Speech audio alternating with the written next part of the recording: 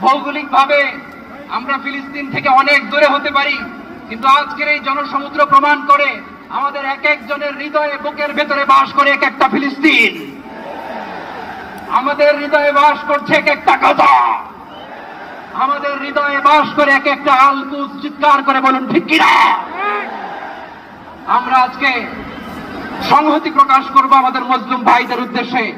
এক আওয়াজে আমাদের কণ্ঠকে উচ্চকিত করে অতিথি থেকে শুরু করে অডিয়েন্সের সবাই আল্লাহু আকবার ধ্বনি দিয়ে সোহরাওয়ার্দী উদ্যানের এই ময়দানকে আমরা কাঁপাতে রাজি আছি না নাই?